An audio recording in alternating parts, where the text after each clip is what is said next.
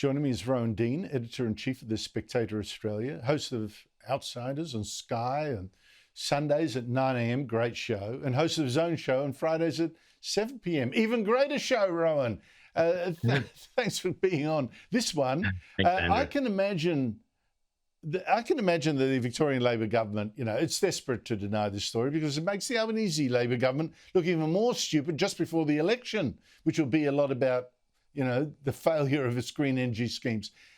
But promising to, the Labor government here, the Albanese government is promising to go in even harder on green energy, with the rest of the world saying, whoa, that might be a mistake. What do you make of it?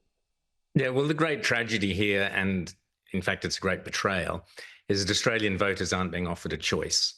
Australian voters should be being offered a choice between the two major parties, one which is in favour of net zero and climate change ideology, and the other which isn't. Unfortunately, that's not the case. What we're seeing around the world, Andrew, is fantasy and reality. They're the two options. One by one, countries around the world are recognising that net zero is a fantasy. And Kemi Badenoch spelt it out very, very clearly. It's a fantasy for a number of reasons. It's a fantasy because the physics doesn't add up. It's a fantasy because the economic numbers don't add up. It's a fantasy because all we're doing is enriching China at the expense of ourselves. It's a fantasy on so many levels. The reality is that America, China, India, Russia, you name it, the majority of so-called carbon emitters around the world, certainly the biggest manufacturers and industrialized nations, have abandoned net zero. It's over. Why in Australia are we still pursuing this fantasy? And that's what's really sad, because what will happen, Andrew, is after the next election, reality will come in like a thunderous train and smash that fantasy to pieces, regardless of who is in government, whether it's a Dutton government, which I certainly hope it is, or a continuation of the Albanese government. Reality will intrude economically, in terms of the energy supplies that we have and are continually relying on, which won't be able to provide the lifestyles we need. So it is going to come to a crashing halt, probably within 18 months. What a tragedy.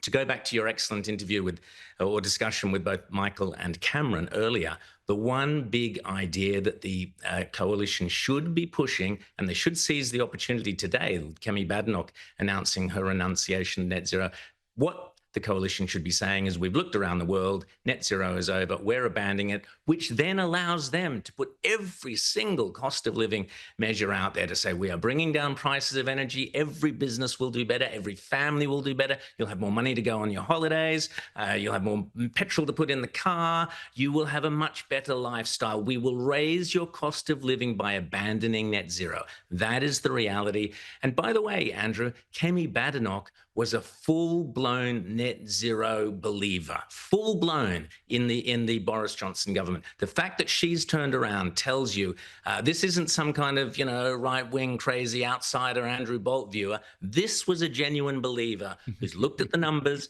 and gone, it does not work. And she's running for the hills because she's realised if she has any hope of ever leading Britain, she has to abandon net zero. Peter Dutton should grab this moment tonight. Yeah, there are two differences here. One is that she's got the Reform Party of Nigel Farage breathing down her neck, winner takes all kind of, system of voting. And he's forcing her to be honest. So that's one thing. Here we don't have that. And also, you just know, Rowan, you mentioned that there's going to be a moment of clarity and people think, oh, look, this is just the con, what's happened. Look, no power, this, bills and everything, and it'll change. You know that will also be the day that most of the media that has been cheering this nonsense on will then be saying, oh, who were the fools that cheered it on? As if they didn't have a big part to play in this. You watch, it'll go like a dime, The received wisdom today, net zero is it's a holy writ, you've got a genuflect, will tomorrow become, who were the idiots that pushed this? Well, the mainstream media did. And that's the problem with the Liberals. You say they should change, but they've left it too late, and I don't know the media would forgive them if they spent the next 2 months, that's all they got left, pushing a new call on net zero. It worked, Andrew, on The Voice. It worked on The Voice, and it can work again on net zero if only the Liberals, they still That have was that little window months. of opportunity, but they've got to move fast. Yeah. Well, yes, and a lot of Liberals, unfortunately, would still believe it because it's, too easy to go along with it, and that caused trouble for Peter Dutton. It's a mess. I don't see any way out of it. But you're quite correct. I mean, that's the only way to deal with this hysteria. Rowan, I've got to say, though, having now bagged the coalition, both of us, bagged Donald Trump at the top of the show, I'll probably be kicked out of the Conservative party in Australia now. I've got to give the coalition kudos for promising a quick decision, if it's elected, to end the 6 years now of delays to approving the extension of Woodside's giant Northwest Shelf gas project of West Australia. 6 years Labor governments have been holding that up, mostly Labor governments. Anthony Albanese is still stalling, but Peter Dutton today said he won't. Have a listen. Frankly, he's a Prime Minister that is against mining and is against agriculture and is against development. And our announcement today to deal with the North West Shelf gas extension decision within 30 days should send a very clear message that our government would be provide a very different future for Western Australians than what Labor Greens government would do. Isn't it crazy? 6 years they've been waiting just to extend an existing project. What is wrong with this country?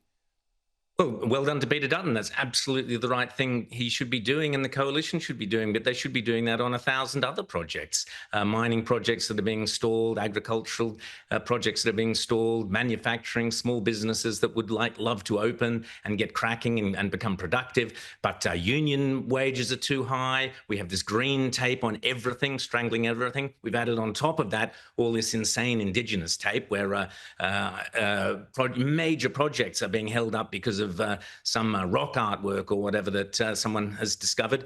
I was interested to read that there are 1 million pieces of rock artwork that are at risk in the top end. 1 million pieces of Indigenous artwork. They sound probably not quite on a level of Michelangelo or Da Vinci, I'm guessing, but I'm sure that if there are 1 million pieces of artwork that we've got to preserve, we ain't going to get anything done in this country, and we've got to get rid of the black tape, the red tape, the green tape, and then we can make this country prosperous and productive again, Andrew. Well, I suspect that almost all the 1 million pieces of art that they've found happen to be exactly near the development sites that people are trying to get approvals for. You wait, if you give people enough incentive, they'll look somewhere else and find more. Rowan Dean, thank you so much for your time.